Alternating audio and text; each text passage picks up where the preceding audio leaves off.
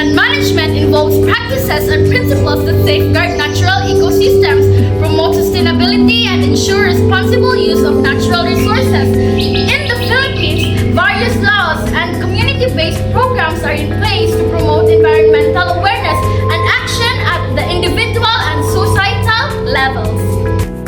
Next is core environmental principles, or the 7 environmental principles. First is nature knows best.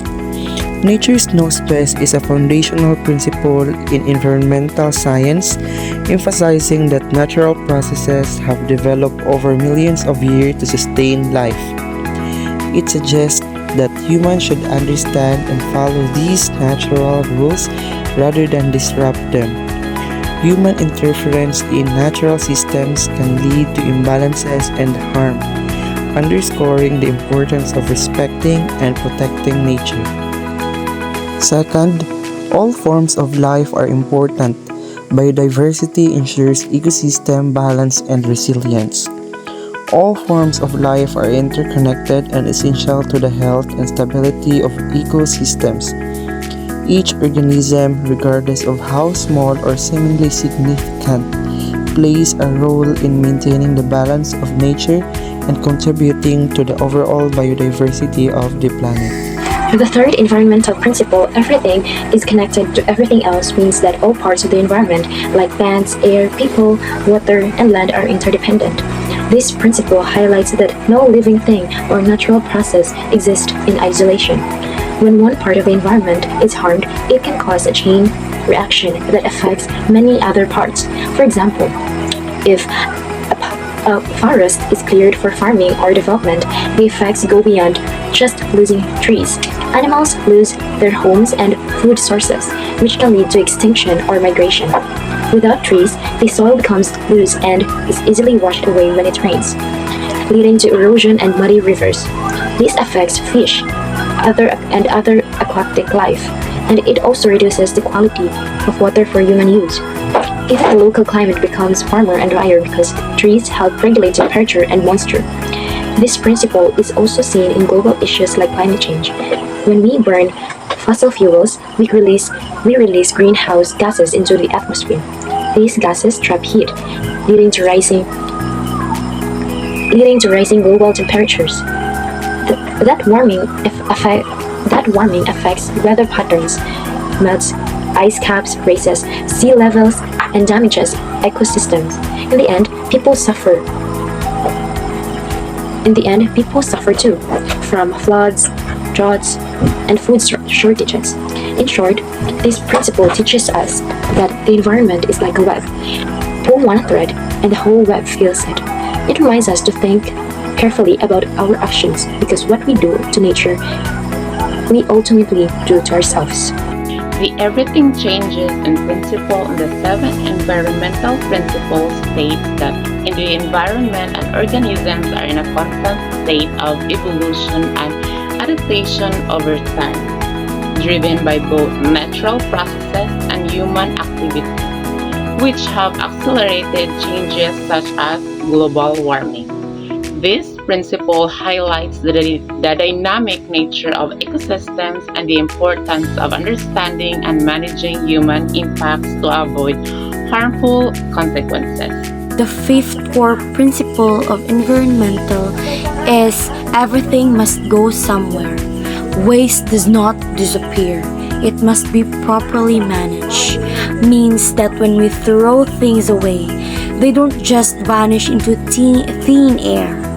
All the trash, garbage, and unwanted stuff we create has to end up somewhere.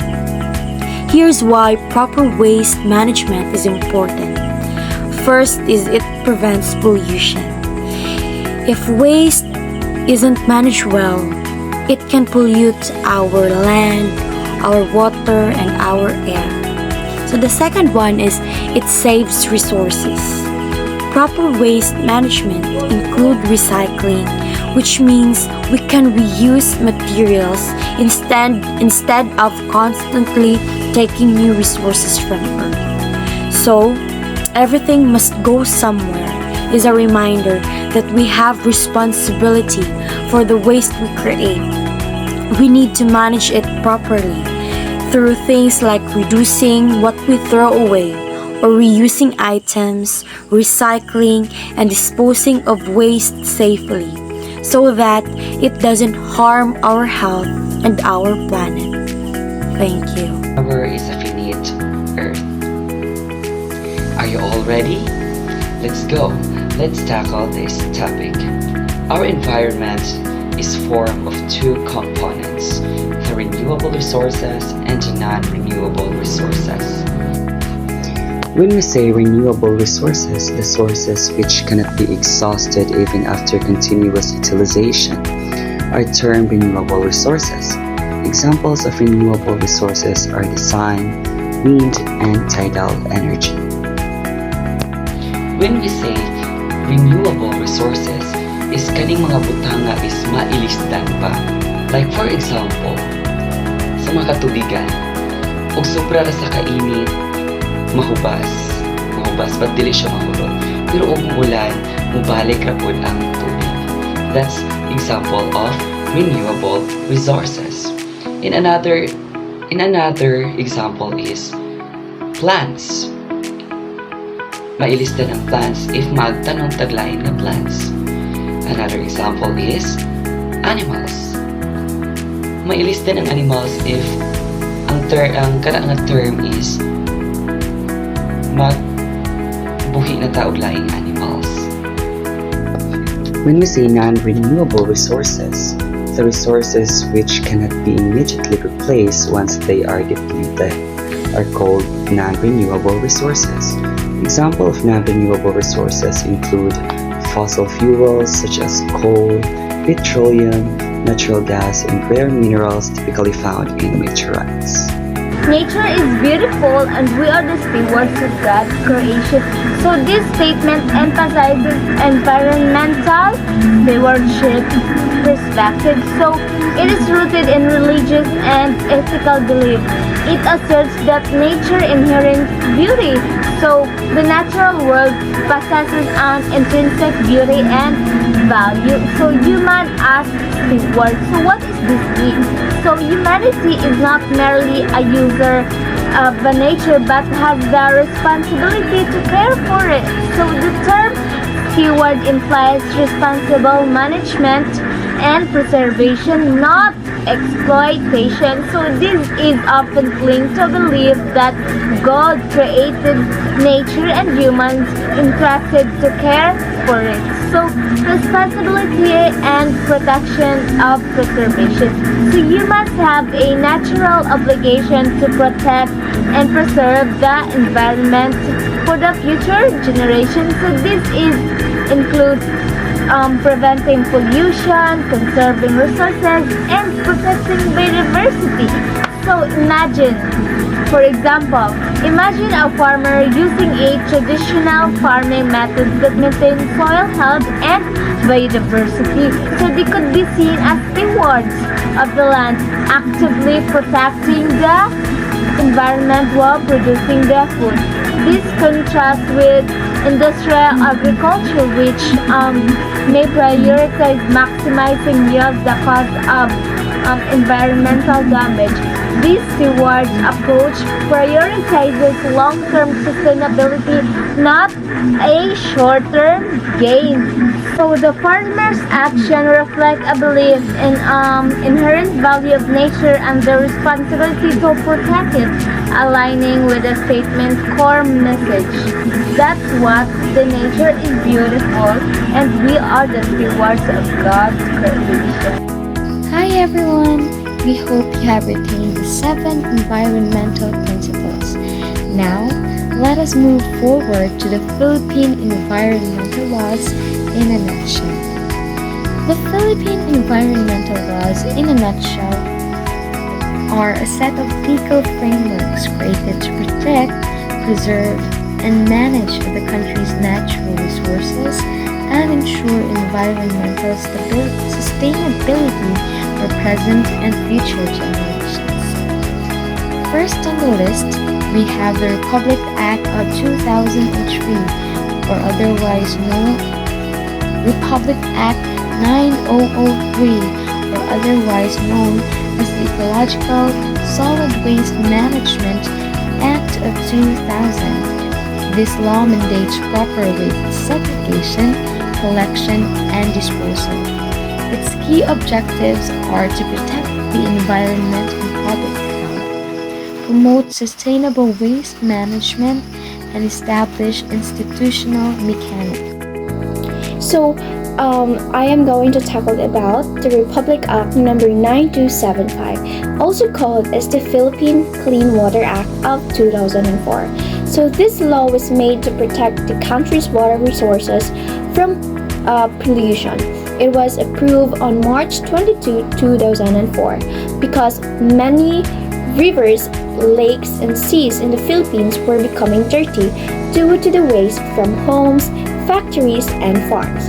The main goal of this law is to make sure that the water we use is clean and safe for the people and for the environment.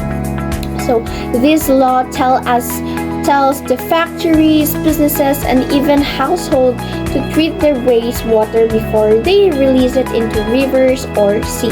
So wastewater is dirty water that comes from the bathroom, kitchens, and industrial process. So if it's not cleaned properly, it can harm fish, plants, and even people who rely on that water. So even us, it can harm our health. So the law requires companies to get a special permit before they can discharge water into the environment. So RA number 927 also created something called the Water Quality Management Areas, or the WQMAS. So these are specific places where the government and communities work together to protect and clean up water bodies. So the Department of Environmental and Natural Resources, are also known as the DENR, leads this effort but work closely with the local government units, or the LGUs. So businesses and residents help everyone in the area take care of their water sources. So another important part of the law is public education. So people need to know how their action affects water pollution. So RA number 9275 encourages schools and communities to learn about how to keep their water clean and why it's important. So even in simple actions like not throwing trash in the rivers or using less plastic can help in this law. So the law also includes punishment from those people who break the rules, and if a person or company pollutes the water without the permission or does not follow the law, they can be fined or shut down. So this helps make sure that everyone follows the rules and does their part to protect our environment. So RA number 9275 is very important law for the Philippines, for our country, because it helps